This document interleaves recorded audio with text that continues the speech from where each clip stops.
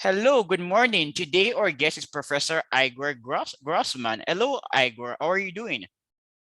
Very good. Thank you for having me, Lipton. Igor, what is wisdom? Well, wisdom can mean many things. It depends on whom you ask. For some people, it's about how to live a good life. For other people, it is the thing that they just did right and are very proud of. And then they call it, oh, this was so wise because they got exactly what they wanted.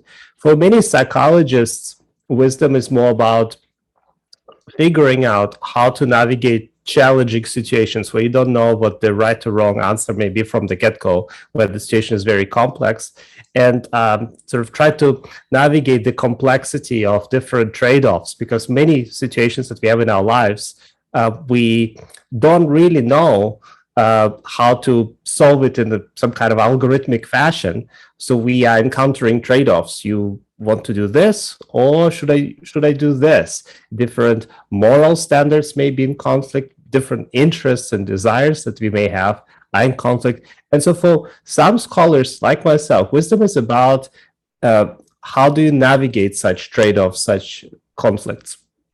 All right, Igor. So, Igor, I'm going to give a case study. I like examples. John Good. Brown is working at a bank. He's a competent employee, but his boss is an arrogant lout. What should John Brown do? Should John Brown work productively, or should he work productively and also stroke the ego of his boss? Well, it depends on what is important for John and he how he plans to approach the situation. So, for instance, he may think about, do I really need this job? And is this the only job I can have because I need to feed my family? If that is the case, he may need to sacrifice some of his immediate interests, assuming he doesn't have many alternatives, and sacrifice potentially his integrity and do appease the boss and maybe communicate with them in a way that will not provoke further conflict and John being fired. However, if that is not a consideration for John, maybe he should stand up for what he values, if that is the key thing for him. So, what wisdom to some extent would be about is the step of figuring out what are the things that are important, what is the context, what are the other considerations, instead of immediately reacting in a way that whatever comes first to your mind. Well, I like your response, Igor. It is quite wise. John should do both. He should be productive and he should also stroke the ego of his boss until the superior of his boss decide to fire the boss. That's well, that's one possibility. But then again, it depends on figuring out what else is going on, what else is important for John, what is important for this boss in the first place. Why are they talking like that? Why are they? Why is their ego so fragile, for instance? All right. And no, Igor, you're being rational and intelligent. But I like how you define wisdom. Wisdom is separate from intelligence and knowledge. It is contingent on the social situation. So based on your response, like me, I guess you're a productive person. You work hard and you believe in the cost benefit analysis framework.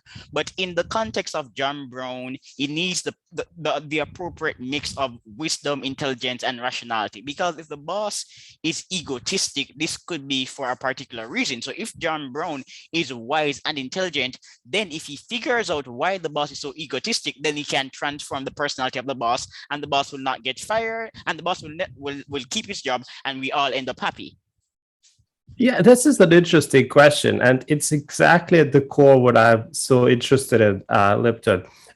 How do we navigate situations in which we don't know for sure what the other person may be thinking, where we don't know for sure what all the circumstances that are important for a given decision may be? So in many situations, we assume that this is it. This is all the information I have. You try to integrate it, and when you go to a business school, or if you go to any business class, they would just tell you, oh, here's an algorithm and this is how you operate. You just take these pieces of information, you put them in some kind of a framework, and you figure out what the right output would be.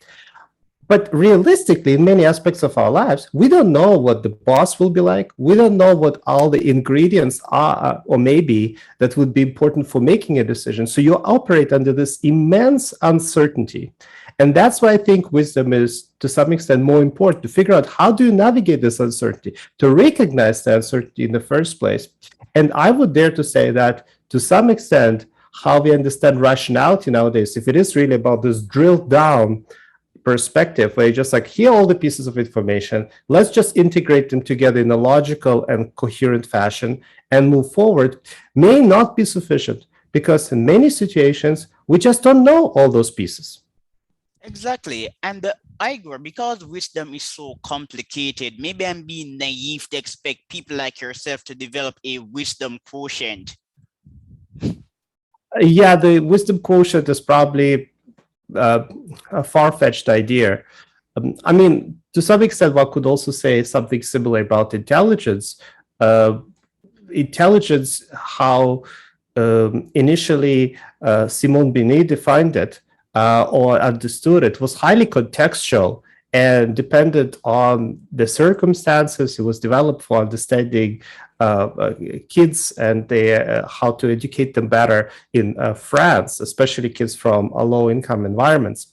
And for him, it was deeply rooted in some kind of culture and situation. And if you look at some of the paintings, drawings that one of his students created to test the kids.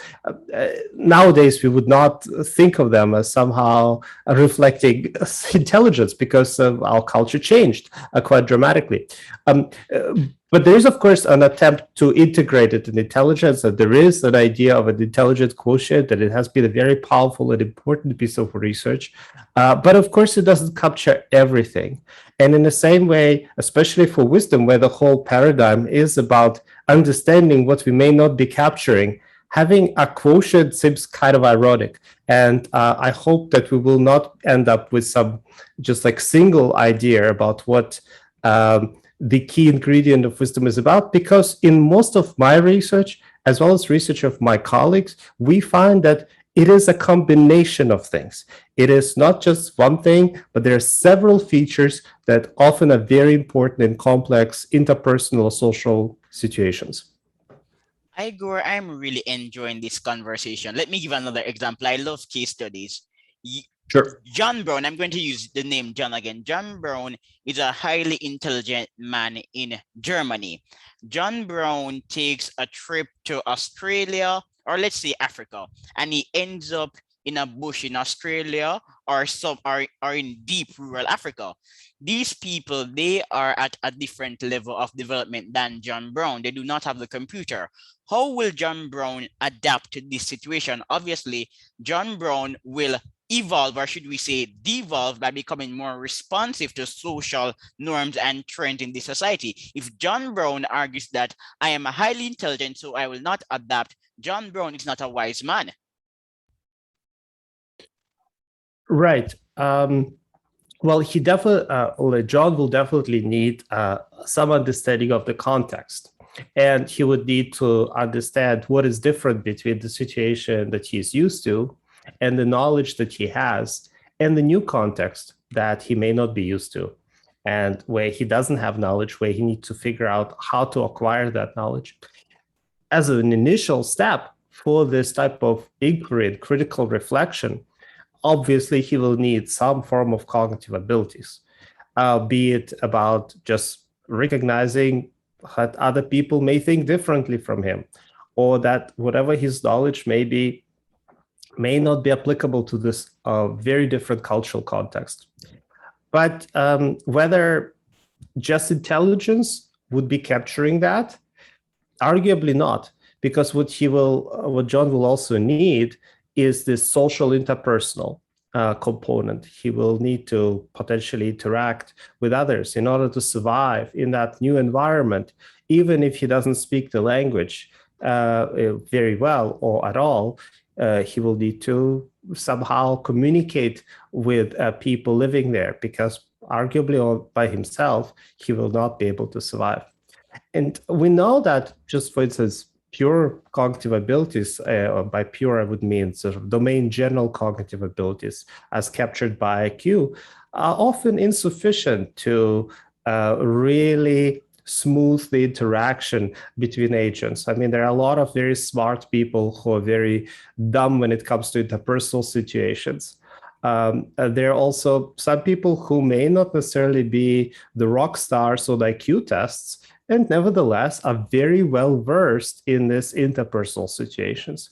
And that's potentially where some features of what philosophers and some psychologists would describe as wisdom-related characteristics would come in, including perspective taking, paying attention to how this context is different from his original context, ability to reflect on the situation and integrate this piece of information, even if they may contradict his prior knowledge, because he thought you should only do the things this way. And now in this new context, it may look very, very different. So in some ways, his cognitive abilities would be helpful as a first start, but he will need some additional features to further survive in that new environment. Exactly. I'm happy that you refer to cognitive abilities, because some will argue that more intelligent people will adapt. This is a salient point, but on on average, being intelligent does not necessarily indicate that you're going to adapt or adapt properly. As we said earlier, there are intelligent people who are pro-social, and there are persons who are not highly intelligent who are better at analyzing social trends than people.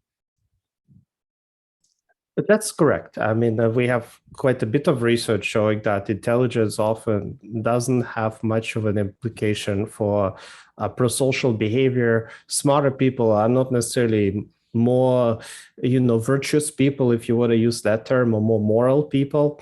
And often intelligence, if it's defined in terms of this narrow rational framework of maximizing individual utility and figuring out a way to gain the most from the situation, may put one on a path, if one is already predisposed to do so, be self-interested, of becoming a jerk. So, I mean, it can go in both directions. I'm not saying that smarter people are all self-centered jerks. What I'm trying to say is that those two things are independent from each other. And that's why we see in the world a lot of very smart people who are antisocial. And we also see a lot of very smart people who are social. So that's just like the nature of reality.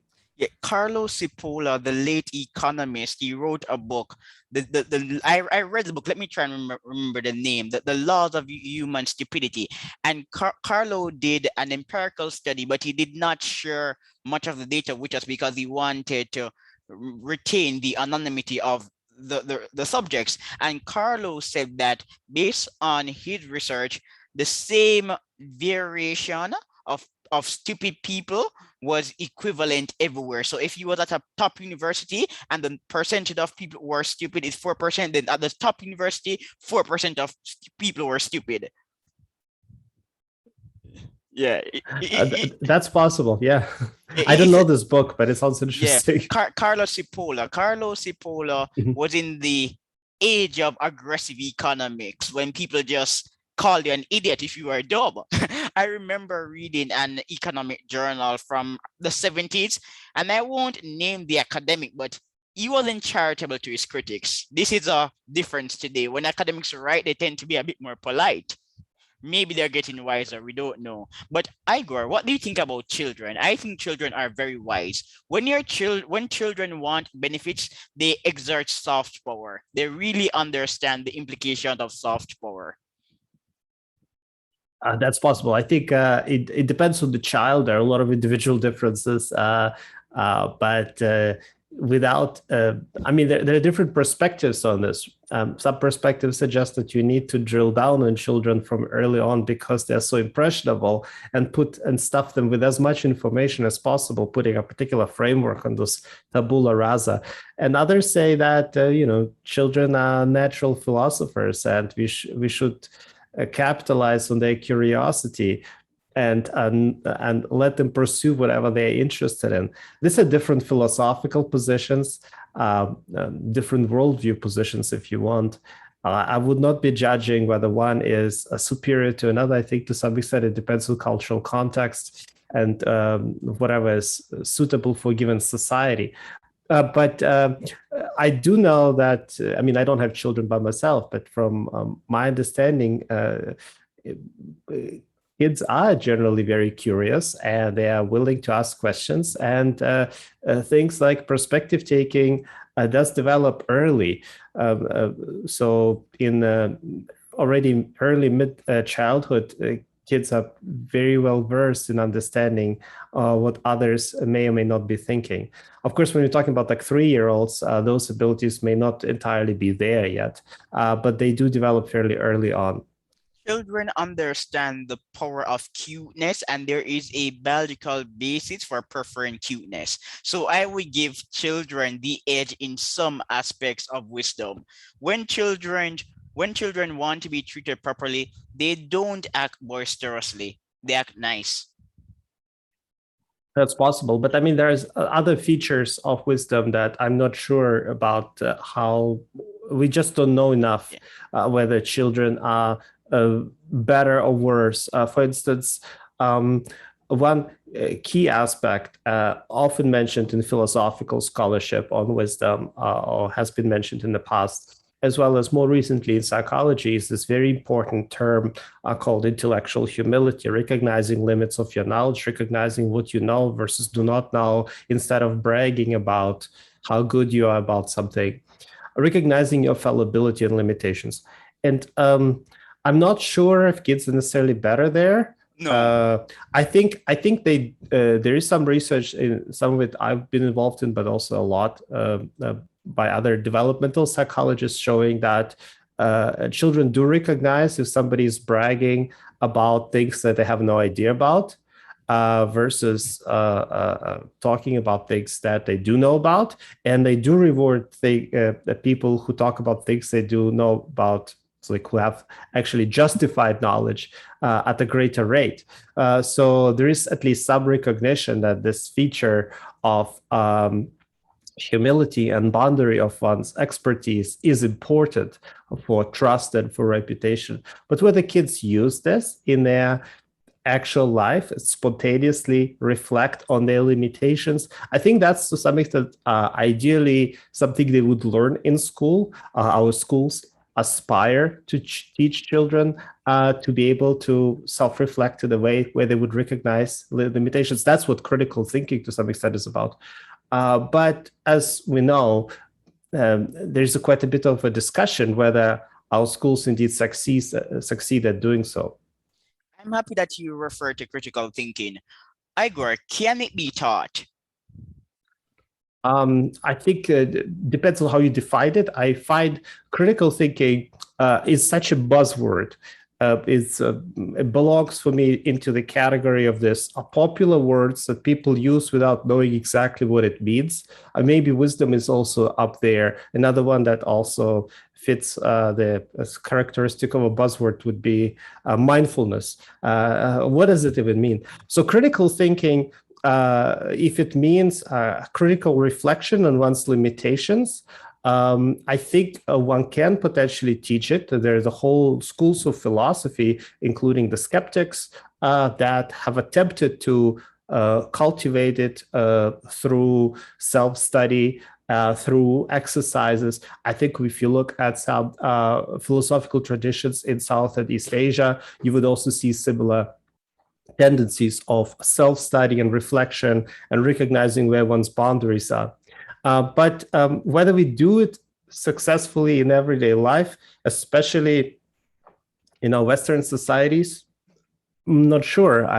If I were to be a cultural critic, I would probably say maybe not enough, because we overemphasize the certainty, and we overemphasize this idea that knowledge is definite, and that when you know something, you should present it in a way that you really know that you know, which is to be extremely certain and confident. So if you reward those characteristics, and consequently maybe learning about how to recognize one's humility, how to recognize one's limits of knowledge is hard because your society may be rewarding something else. But that's if I were to take a hat of a cultural critic, and that's not necessarily my profession. All right, Igor, 2 points. Point number one, critical analyses are more endearing to some people. So, for example, if I don't have a degree in philosophy or economics, I am still able to appreciate some of the more sensitive ideas. And again, this is because of my own personality traits. I like reading, researching, and analyzing data. But Igor, you cannot teach people to criticize what they do not know. And this is a problem. Before you can be a critic, you must be efficient at deciphering information. Therefore, teachers ought to impart knowledge and then students will critique. And there's a form of reversal going on in the education system. We're being told to critique knowledge and students are critiquing scholars and information that they're not ready or able to assess. And I object to this form of critical thinking. And the second point is that humans are such unusual creatures. We don't like braggarts, but at the same time, we defer to experts and we appreciate people who articulate well and are able to demonstrate that they're highly competent. So these are my two responses. You can respond. Oh, those are big points. Let's start with the first one. I think understand. You're absolutely right. Understanding, be able to critique to some extent does require at least some understanding of what you're critiquing. The question there becomes, how do you get at that understanding? And that's actually connected to your second point about the value of expertise and how do we define expertise. Is our understanding of a particular topic, either for the purpose of critiquing it or criticizing it or for some other purpose, contingent on us just getting the information, absorbing it, and somehow then storing it on the proper shelf in our mental bookcase? Or is it a narrative type of interaction between your understanding, your initial understanding, an understanding of somebody else, a discussion, potentially a debate to solve disagreements in terms of you have an understanding that's like this other person understands it's like this, and now you talk to each other, maybe in a polite and open-minded fashion, and try to figure out how your understanding differs from the other person's. That's what a lot of this kind of Socratic teaching models are about, where the teacher is not just top-down, drilling down on you and tells you what is right and what is wrong, but tries to have a conversation with you. And of course, you can have that conversation with other people. And of course, Socrates was not the first person who has done that. For millennia, humans have talked to others and learned from their peers and learned from not only grandmas who would be and grandpas who would be telling them stories at the fireplace, but also just from each other. So how do we get at this ability to critically think and criticize knowledge? One could, in a top-down fashion, just like absorb the knowledge, get some insight, and then through that criticize some others' perspectives. But that assumes that this knowledge is definite, and you can just store it on that bookshelf in your mental headspace. Or it is this interaction and exchange of ideas between you and other people, and realizing the knowledge is never definite, and that to some extent it, especially when it comes to scientific insights, it's constantly updating, it's constantly changing, we constantly learn something new. There's always some uncertainty. Therefore, this kind of interactive narrative is important. So for the second one, if we assume that that's one of the viable possibilities for us to learn how to criticize through this open debate, through this exchange of ideas, it would not necessarily be just the pure absorbing of information, having more knowledge, and logically fitting it into your mental framework. instead of that, or maybe in addition, you would need this perspective taking abilities to be open-minded to different viewpoints instead of immediately saying, no, you're wrong and I'm right. And I think to some extent, this answer also connects to your second question about the experts and expertise, where I find it incredibly challenging to evaluate what expertise even means, because it is so domain specific. And consequently, often it requires a dialogue. It requires both the trust. It's natural to trust people who know more than we do. And I think it's a good thing that we do, because otherwise it would be pure chaos. But at the same time, be mindful that knowledge is constantly evolving, and that we should be considering, in a polite fashion, different opinions. And, they may be absolutely wrong, but at least listening to them would be important. All right, Igor. I trust the data and evidence, not experts. Anyone can get a PhD and be an expert. I believe in data. Consensus is not expertise. Should we trust evidence or so-called experts? I say trust the data, not the consensus. It's a good question. I think it depends on if you take a sociological or cognitive science a response to it. A sociological would be we do trust people whom others trust, and often that's because it's an efficient strategy to do so. You don't know all the pieces of information all the time. You may have data. Right now, we have more data than ever before. And some people claim that we should do our own research about various contentious public health topics these days. But what exactly would that mean? I should be able to log in into any database that are publicly available and look up any information. And for instance, if we talk about public health now, the vaccines, find all pieces of information. But who am I to evaluate the exact sequence in a particular vaccine? I have no idea how to do it. That's not my field, right? So there, I would, to some extent, need to rely on some other people who potentially do have a PhD in that particular domain, and whom other people trust, to tell me what to do. Because otherwise, it will become very, very challenging for me. We do live in a highly specialized environment.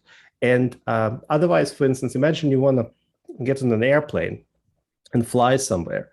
And are you afraid of flying?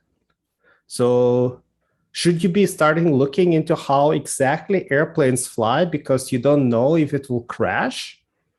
Should you start studying rocket science and look at the exact details of where the Rolls-Royce turbines are coming from, and how exactly the turbo jets or the normal jets operate, and why they're able to lift off and land? For most of us, we just rely on other people are flying. It's not crashing, so there is the statistics, and that's fine. But of course, you could go down the rabbit hole and start really doing research. In psychology, we actually have an explanation, a phenomenon described as such, and that's this illusion of explanatory depth. What that means is that on the surface, we know how some things operate. If somebody asks, if a little kid will ask me, how does fridge work? And I'll start telling him. But then I will very quickly realize that I actually have no idea how refrigeration works, because I don't have the proper knowledge, at least maybe not immediately accessible. I have very little knowledge how exactly nuclear power plant works, at least the water nuclear power plant. And I have probably little knowledge about how exactly the planes operate. Or flu shots work. So I have some superficial knowledge about it, but it's just scratching the surface.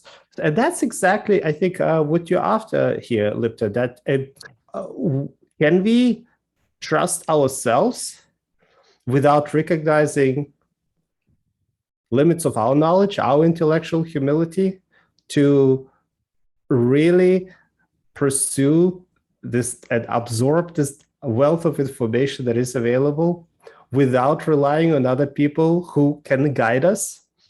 I'm not sure. What do you think? So let me offer my response, Igor. Experts damage their reputation by being political and by talking about the consensus. People don't care about consensus. We care about data. If a policy is inapplicable, when Donald Trump is the president, it is inapplicable. When Joe Biden is the president, it should also be inapplicable. We do not care about the politics of experts. And when experts begin to insert politics into academic debates, they lose all credibility. So that's my first issue. Secondly, serious experts don't say the consensus. I don't care about the consensus. I am very rational and could be mildly autistic, so I don't care about consensus. And the third point is this: there's the cost benefit analysis. Do most aeroplanes crash? No. So because most airplanes do not crash, you should fly. If you decide to not travel, you're just being paranoid and foolish. Secondly, I do believe in epistemic humility, but it is not difficult to develop an appropriate understanding of data. So for example, look at the issue of facial coverings. There are many studies saying that facial coverings work, and there are also studies saying that they do not work. Based on my analysis and clear reading of the data, the studies arguing that facial coverings work are not overconfident in their prediction. So my simple assumption is this: use your discretion. If you're corresponding with someone who's elderly, maybe you should wear a mask. If a business mandated a facial covering, you should wear it. But in the public space where transmissions are just over 0%, you do not need to wear a mask. And furthermore, if you speak to John Brown and he's likely to spit, then you should wear a mask. But these are not issues that need to become too political. We just need to leave our emotions in preschool. That's my opinion. That would be admirable if politicians were leaving the emotions in preschool. I think to some extent they're thriving on the emotions and they propel and motivate them to do what they like to do. I think I agree with you that politics in general can be quite damaging under some circumstances, or actually maybe under all circumstances for understanding science.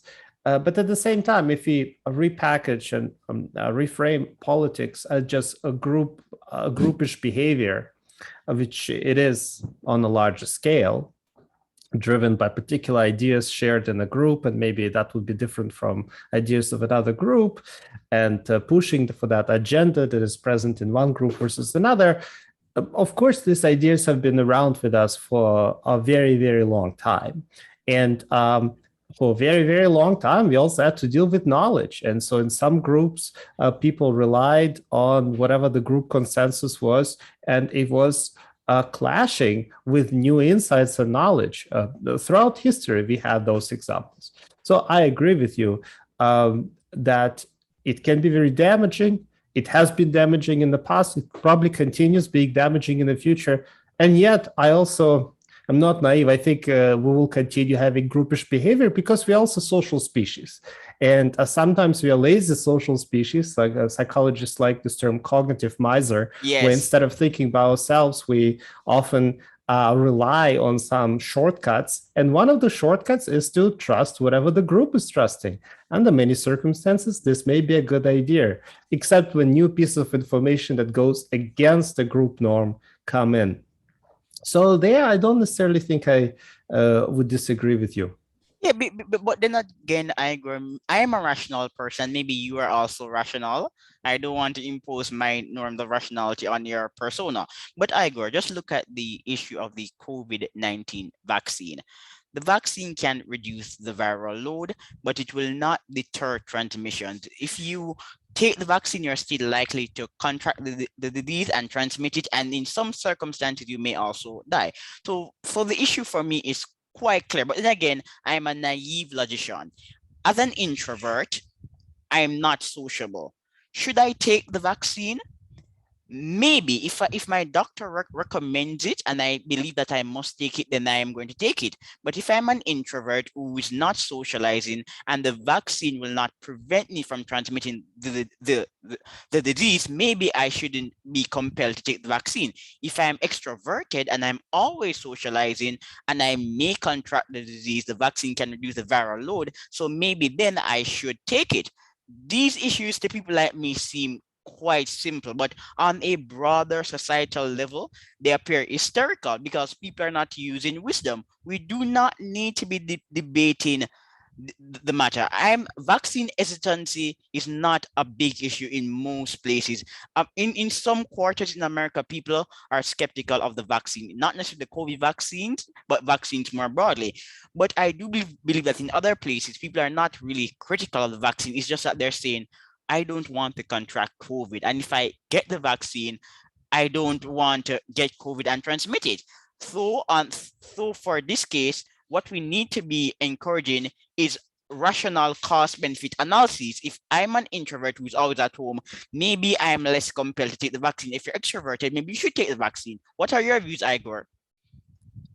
It's a very complex issue, and I think it's a very good example to demonstrate some of the nuanced similarities and differences between uh, the cost benefit analysis that you are talking about and something that would be described as a sort of like a more reasonable or some philosophical traditions would describe it as a wise approach to this issue, where the ideas potentially for some under some circumstances can clash. Let's go into this. So first, you have when you do this cost benefit analysis that you're talking about, and by the way, I agree with you. I mean, I think it's completely overplayed by the media, completely politicized for wrong reasons. Should have never been a political issue. I mean, if you are at danger, and many people, especially elderly and those who are frontline workers, are at danger, the vaccine should be taken. But we need to think about it not in terms of a binary, get COVID versus not get COVID, but in terms of probability. So we need to think about the uncertainty here around this. The chance that you will get COVID is lower if you're vaccinated than if you're not vaccinated. But it doesn't mean that you will never get COVID if you're vaccinated, especially if you're surrounded by a bunch of other people who have this new Delta variant or whatever one the new one would be when this podcast comes out. What that means is that there is quite a bit of uncertainty around it. And how to deal with this uncertainty? Well, for many humans, it's very, very hard. We like binary. Yes, no. Got a shot, I'm safe. And I can party as much as I want and meet as many people as I want and do whatever I want. I don't need to wear masks, for instance, because I'm vaccinated. And by the way, same applies to masks, right? Sort of like I have a mask, I'm safe. I don't have a mask, I'm not safe. But again, there is an uncertainty around it. Where are you? What is the context? How often do you expose yourself?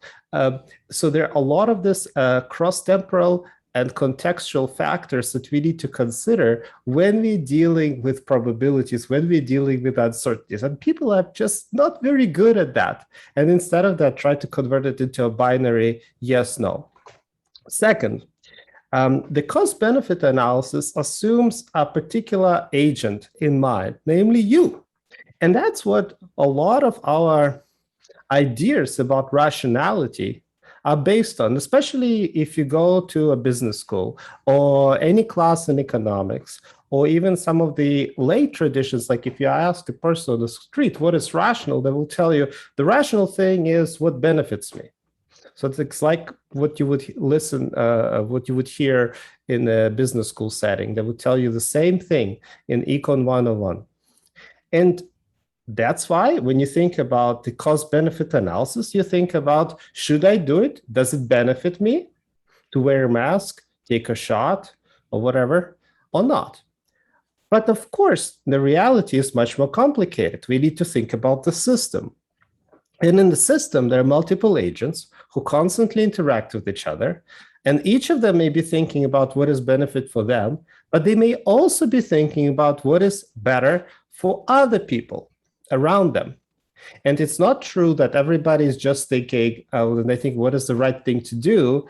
They're thinking about the right thing to do is what benefits me the most. So the cost benefit analysis would not necessarily be a cost benefit for you, which is a very tempting thing to think, but the cost benefit for the potentially the group that you belong to, the society that you live in, and so on. And here, I think we had quite a bit of miscommunication because, for instance, when we talk about masks, when we talk about vaccines, there's so much focus on I will be safe afterwards.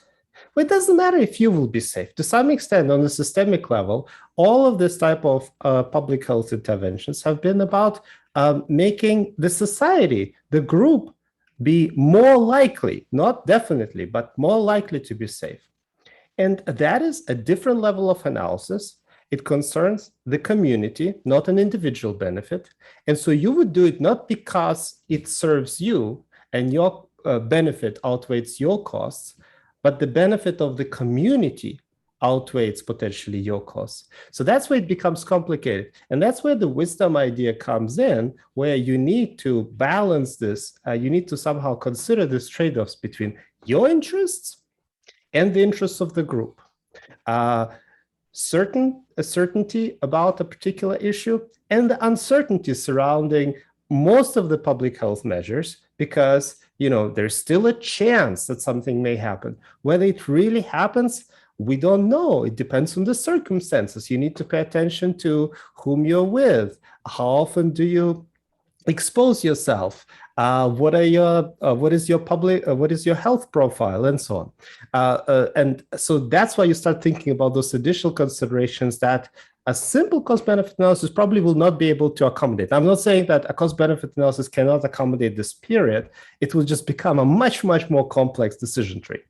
Because we're working with humans, Igor. Let me give you a perfect example.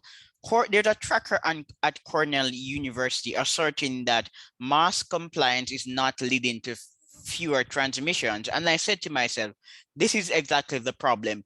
People assume that complying with anti-COVID-19 measures will insulate them from contracting the disease, and as a result, they assume that they have greater latitude to engage in risky activities.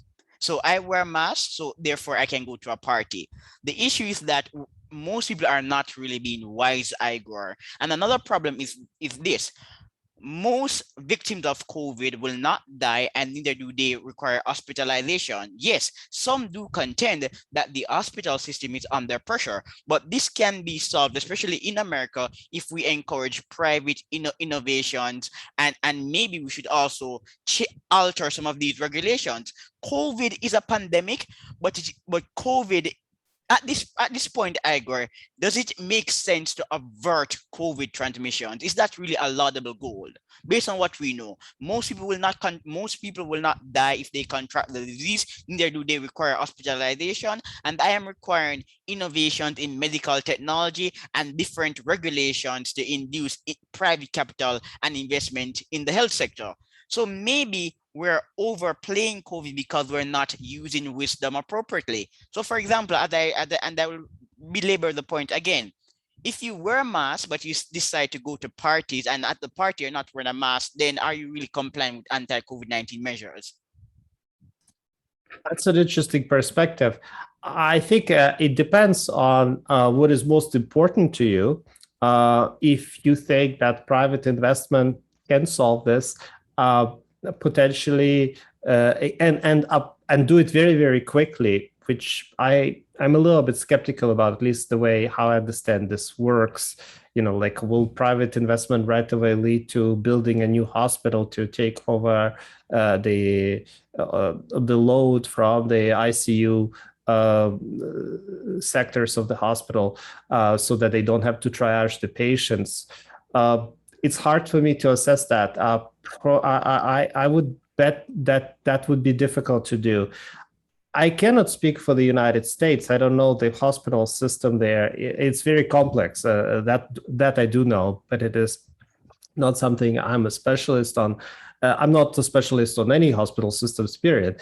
But my lay understanding and somewhat more knowledge about the Canadian system right now, because that's the country I live in right now, is that, for instance, when hospital beds, especially the ICU units, are overfilled, then those people who have some severe diseases or need immediate medical attention may not be able to get it because somebody who has contracted COVID is taking their spot.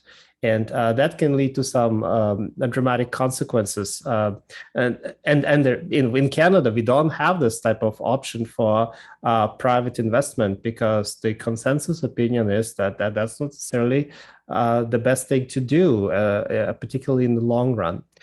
So I think the answer to your question is it's complex. And yeah, it would really depend on the worldview. Exactly. And as I said before, Igor, at this stage, is averting COVID a laudable goal? Shouldn't we be investing in measures to improve the quality and efficiency of our hospital system? Shouldn't this be the game plan?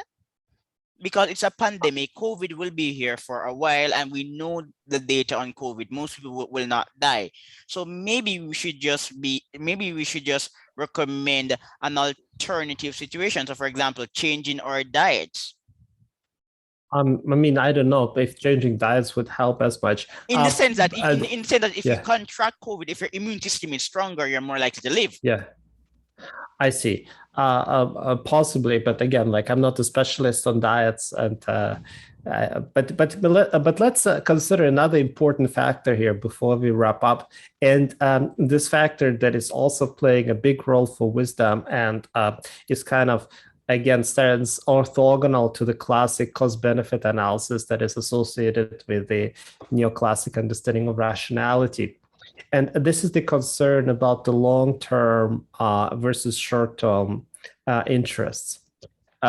Quite often, when you are thinking about the cost-benefit bottom line, it is a short-term bottom line. What would give me greater benefit in the moment?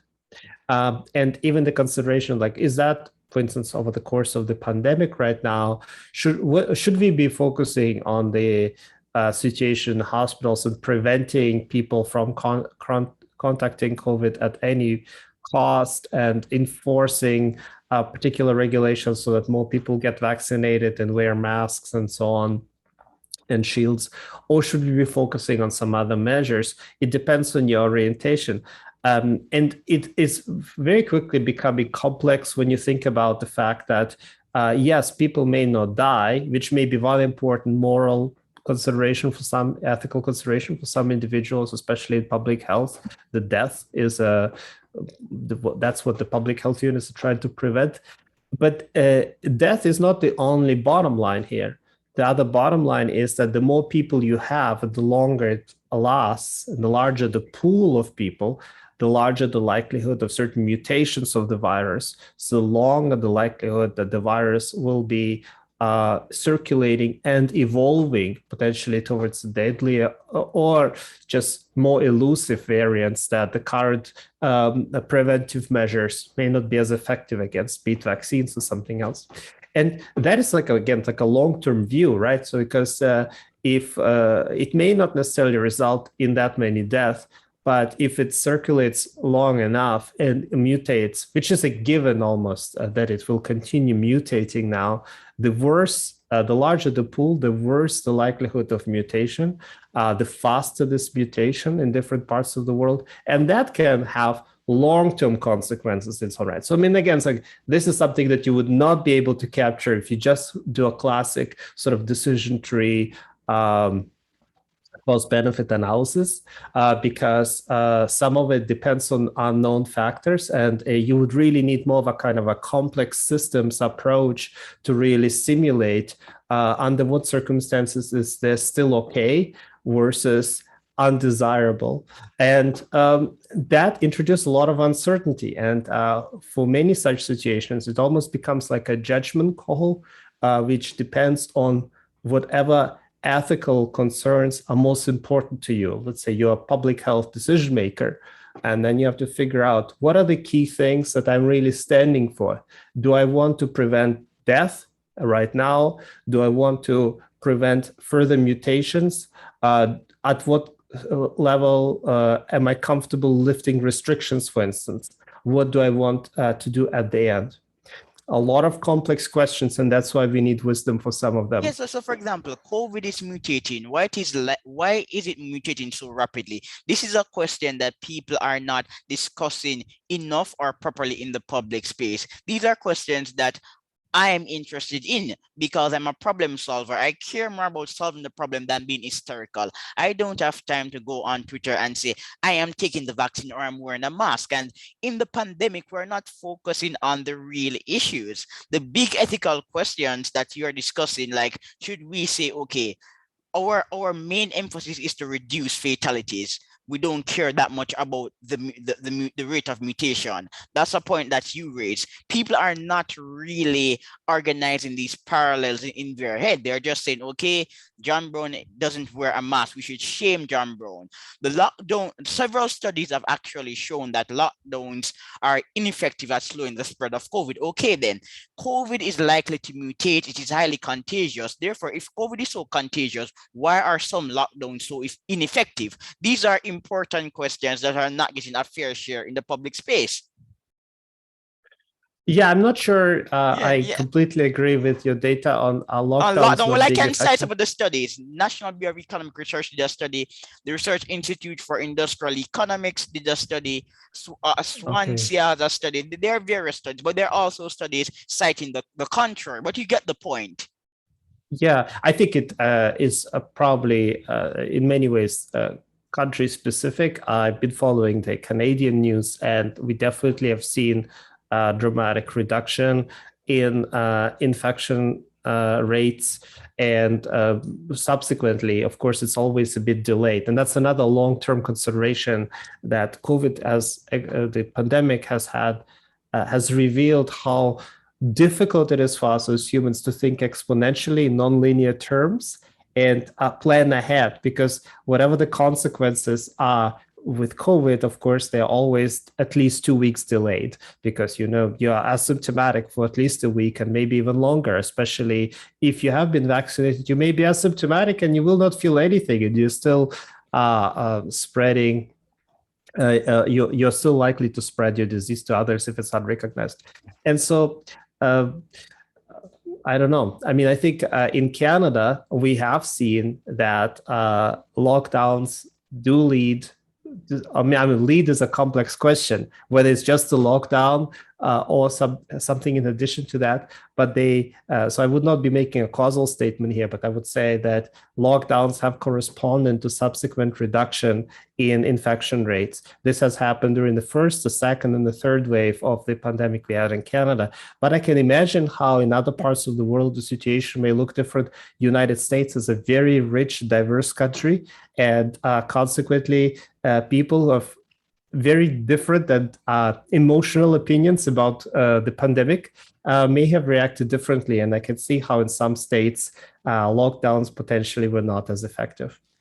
But Igor, you're such a logical person. When you argue that lockdowns work, you made a qualifying statement, and you also say that it is contextual. And another key point is that you noted that the effects of the lockdown may take a time for us to realize them. So you're making statements that can be qualified. Most people in the debate, it is either they're saying lockdowns work, lockdowns do not work, and people who disagree with us are idiots.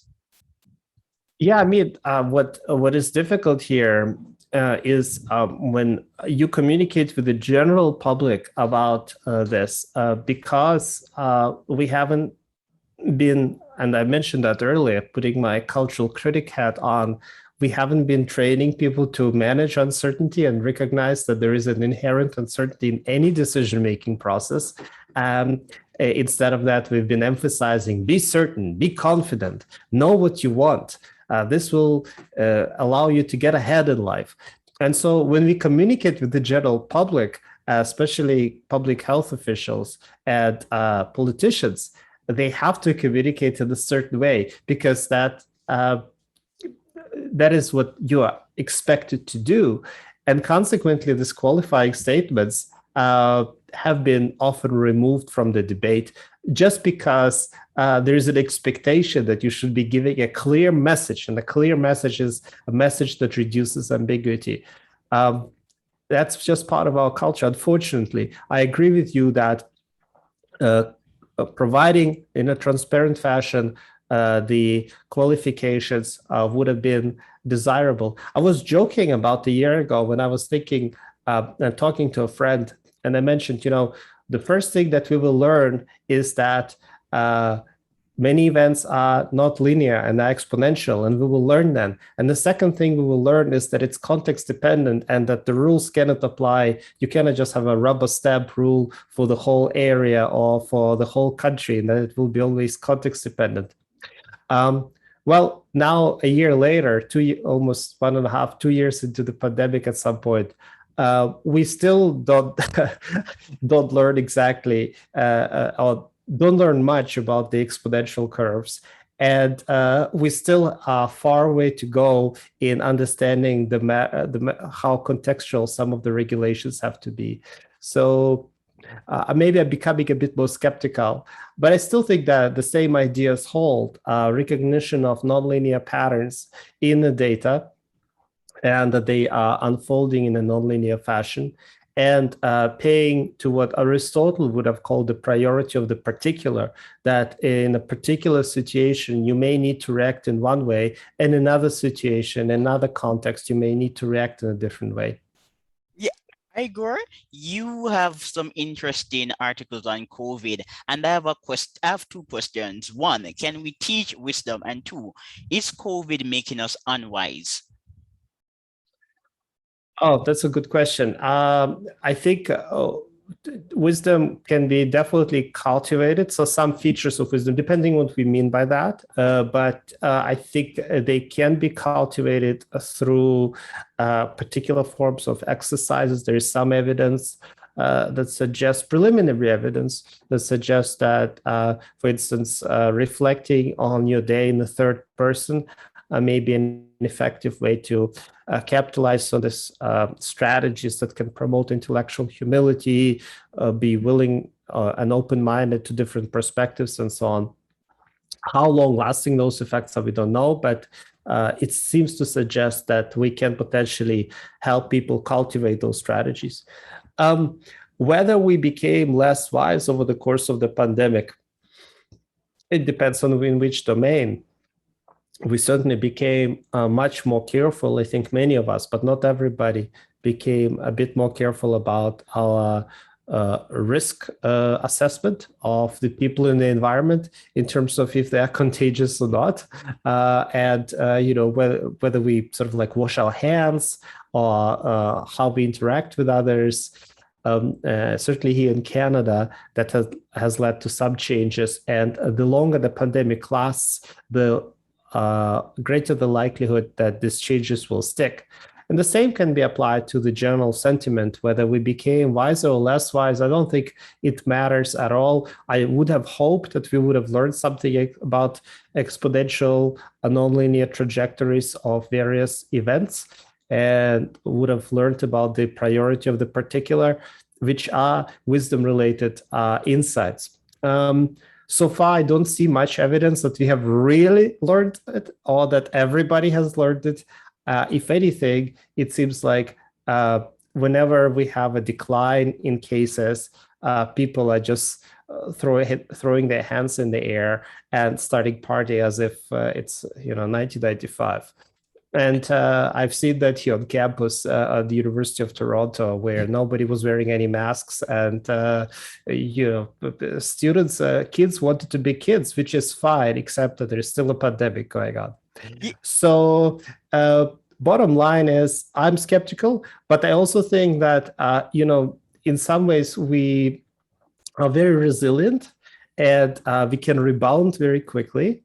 And if we are able to get out of the pandemic sometime next year in a way that it would be manageable for most people, we probably will not see strong effects one way or another. On most of the dimensions, at least the predictions for last year, that the pandemic will lead to dramatic consequences for our mental health or well-being or cognitive abilities, or would dramatically shift national sentiments in attitudes towards other groups, have been exaggerated. There were, of course, individual cases, but that were fairly dramatic one way or another, and they continue existing, these individual cases.